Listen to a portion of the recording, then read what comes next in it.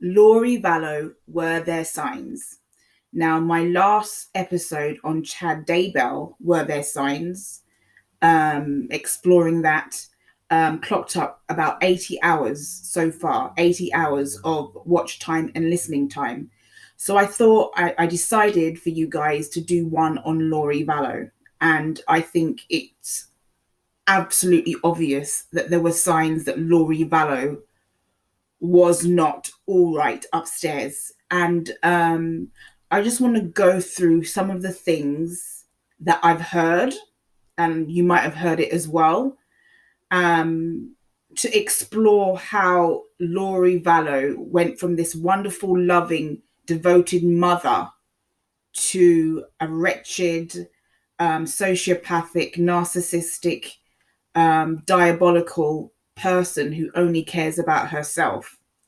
So I've heard that Lori Vallow, when she was in Hawaii, when her and Charles Vallow were living in Hawaii, that she had a near death experience that led to all of this, that led to her finding Chad.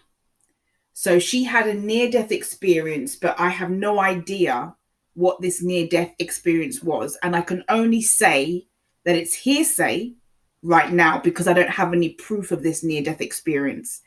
But apparently, something happened when Charles Vallow and Lori were in Hawaii before they moved back to the mainland. And apparently, it was a very traumatic experience. And this is what I've heard, that after this near death experience, that's when Lori began to isolate herself and started reading Chad Daybell's books of prophecy and the second coming, and started listening to his podcasts. So, in actual fact, their meeting might not have been a chance meeting at all. It seems to me that she was immersing herself in these extreme beliefs because of the trauma that she had experienced. Because I've been for a long time trying to figure out how Lori Vallow went from this wonderful, devoted mother to somebody who doesn't care about anything but herself and obviously her mission with Chad. So it looks like she started listening to these books, maybe audio books as well, and reading them and listening to these podcasts. And then it seems as if she just basically became obsessed with Chad Daybell's writings and teachings, maybe in a way that Chad Daybell's wife wasn't. Chad Daybell's wife had been married to him for decades, and she probably had gotten sick of hearing him talk about these revelations and these prophecies. So for Lori, this was like an adventure, and this was brand new to her. And maybe after her near death experience, she was finding some kind of solace in his writings and teachings. I know for a fact that when something traumatic happens in someone's life, that they can not only isolate themselves, but they can become obsessed with certain writings, with certain teachings, with certain ways of thinking. Because not only have I met people who have changed after near-death experiences, but I know for a fact that after a very traumatic experience, people can change. So I'm wondering if this near-death experience in Hawaii was true. You know, is it true? Did she have a near-death experience? Maybe we will never know. But it seems like she developed an obsession with Chad's writings, with his teachings and his books. And maybe their meeting where she met him at this function, this event where he was talking about his books, maybe it wasn't such a chance meeting after all. So after they met, I think that's when they basically found some kind of connection. They found that they had the same like-minded beliefs.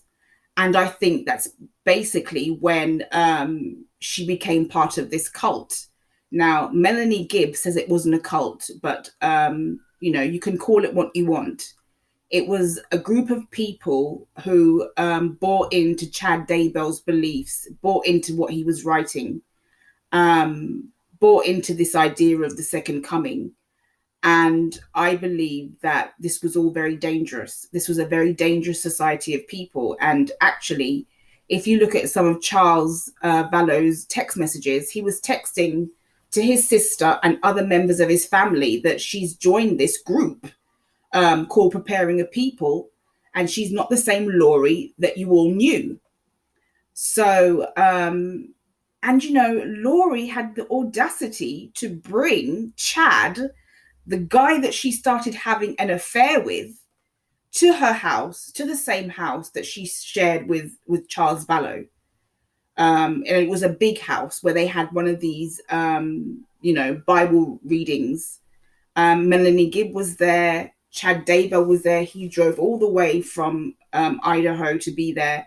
And there were some other people there. And obviously the result of these were the affair between Chad Daybell and Lori Vallow, but also these podcasts were made from those meetings.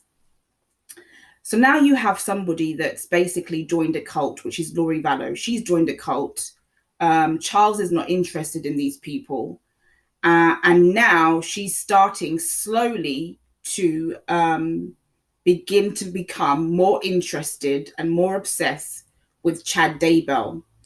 And throughout this process, she's beginning to idealize a new life with him, which narcissists often do. When they decide that they're going to discard someone for a new person, they begin to idealize a new life with somebody else. And that's exactly what she was doing. She was idealizing a new life, a new reality, a new beginning, or a new end, however you want to look at it, with Chad Daybell. So by the time she fell for Chad, and I don't know if you want to call it love or obsession or infatuation, I'm not sure if any of this is true love, but by the time she began to fall for Chad Daybell, she had already decided that Charles was not the one for her. And that's when the discardation began. That's when she began to discard Charles. And then all the gaslighting began, the arguments, telling him that they weren't spiritually connected and that she wanted to be with somebody that she felt spiritually connected with. And then you have her telling him that she's part of the 144,000 going to be gathered for the second coming on July the 22nd. And that's also when she started doing things like gaslighting, which narcissists also do. They try to distort your reality. So she tried to distort Charles' reality. She didn't want to be with him anymore. She wanted to be with Chad. So she cleaned out his bank account. She stole his car. She told him that she was a translated being. She locked him out of the house. All of these things she was doing to gaslight him. And her ultimate goal was to discard Charles, get rid of him so she could be with Chad. But obviously she wanted the life insurance. And that's where Alex Cox comes in. She hired her brother to shoot Charles. And the police didn't do a proper investigation. So what happened is she got away with it. And because she got away with that murder, it gave her the impetus and the momentum to commit other crimes and other murders. And obviously, we see Tammy Daybell was the next casualty. They tried to knock off Melanie Pawlowski's ex-husband or husband, Brandon. And then we have the final. The kids had to perish also. So it's obvious that Lori Vallow was only interested in being with Chad. And she, by the time she met Chad and she got involved with this group, she didn't care about anything else but being with him. And obviously to be with him and to have the great life that she wanted, she needed the money. So that's exactly what she did. It was all about getting rid of everybody to pave the way for her to be with Chad. And so we go from Hawaii, a near-death experience, to her becoming obsessed with Chad's writings and teachings, to her changing, talking about being a translated being. You have all these cries for help from Charles. He contacted the police. He contacted his family members. The police did absolutely nothing about it. If only they had investigated Charles Vallow's murder, they would have seen that she had a very contentious marriage and a contentious custody battle before. And that person, her ex-husband, Tylee's dad, also died. I personally think it's very possible that Tylee's dad was also murdered. Now, I do know that Charles Vallow had a contentious divorce and custody battle with his ex-wife. And I'm not trying to say that Charles Vallow was perfect in any way, shape or form. There's no such thing as a perfect human being. But I think when you look at everything in perspective and context, and you look at the totality of everything, there were a lot of signs that people missed. Charles didn't miss them, but he wasn't in a powerful position to be able to do anything.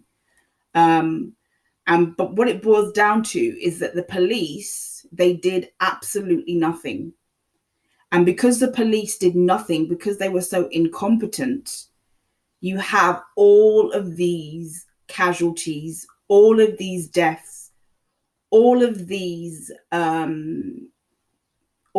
people who have perished because Lori Vallow manipulated, gaslighted, discarded, in conjunction with her brother Alex, in conjunction with Chad Daybell, to get rid of everybody that was going to obstruct them from doing what they wanted. And the signs were all there, and nobody in authority recognized what was happening until it was too late.